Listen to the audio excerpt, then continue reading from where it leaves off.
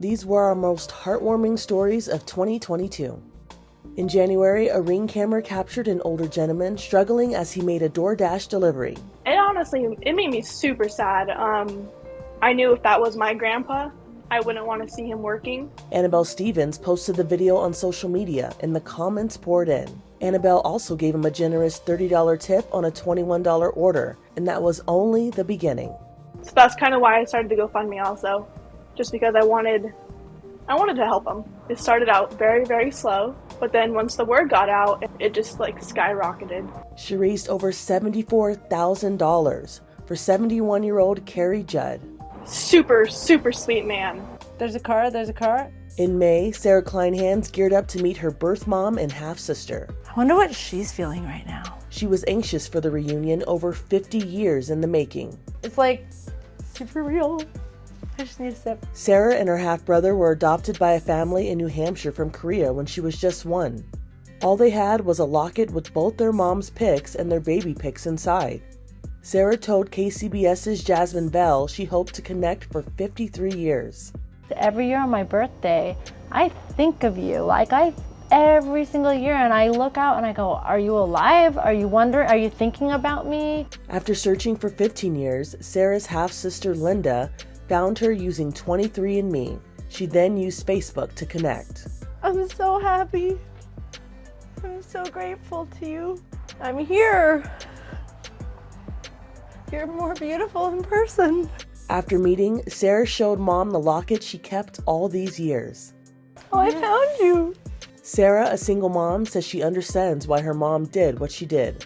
How selfless do you have to be to know that your child is going to have a better life? And so as a mixed baby, it's a kind of hard time, and it was the late 60s. My grandson? Yeah, your grandson, Addison. My grandson. He's 17. After the reunion, the family worked on making new memories together. Mama. In November, an intelligent dog named Rosie found her way home with the help of UK police. Extremely proud of her, yes. The border collie got lost after being scared by an exploding firework. Rosie calmly entered the station's automatic doors and waited for assistance. Dogs don't just wander through. I've never seen a dog wander through into the front inquiry office, especially one that's been spooked by fireworks and it gotten lost and brought itself to a place of safety. Very, very clever dog. Well, I thought she was so clever, and I was pleased that she was not too distressed, and she obviously felt comfortable in the police station.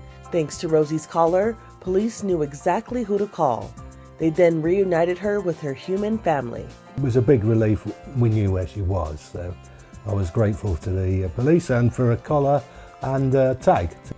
In November, a chimpanzee named Mahali gave birth via emergency C-section at Sedgwick County Zoo in Kansas. Veterinarians determined a cesarean was best after natural labor stopped progressing. The baby had trouble getting enough oxygen at birth, so he got treatment. That meant separating mother and child for 2 days. When the pair were reintroduced, it took a few seconds before Mahali registered that her baby boy was waiting for her. But the baby knew. He reached his tiny arm out of the blanket and Mahali sprung into maternal action. Good job, Mahali. What a good girl. This mother and baby sloth missed each other. In October, the pair from Peru were separated because the baby sloth had dangerous insects and ticks that needed removing. When the little one was well, they reunited and Mom took her in her arms. In October, an airline employee made an important announcement. Today is National Teachers Day. I'm gonna get emotional. But today I saw my teacher from 1990, Miss O'Connell, who's here on the board on the aircraft, who is my favorite teacher ever.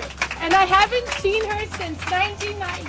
This lady made me love Shakespeare, got me to play piano. I have my master's in piano and I can write an essay. Thank you, Miss O'Connell. I love you. You made my day today, I can tell you. You made my life.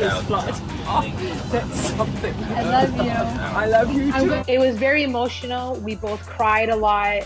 I was in complete shock when I saw her because she saved me from so much. I love you. I love you too. Also in October, This photo struck a chord. It was of a coal miner covered in coal dust who took his son to his first University of Kentucky Wildcats basketball game.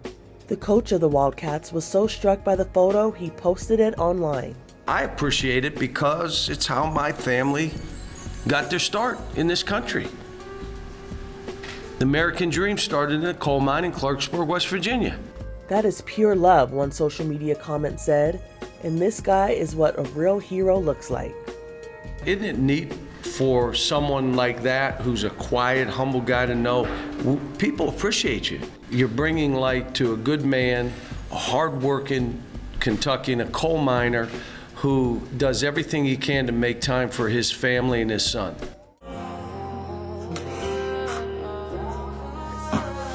In February, this teddy bear brought this teen to tears. Press the hand.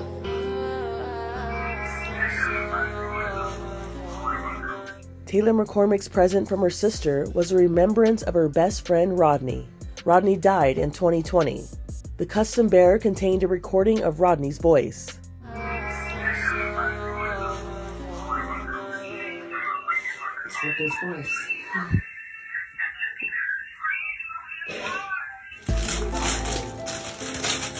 Taylor's sister Maddie used video of Rodney's voice to create the personal present. With this reminder, Taylor was comforted to know that a piece of Rodney was always with her.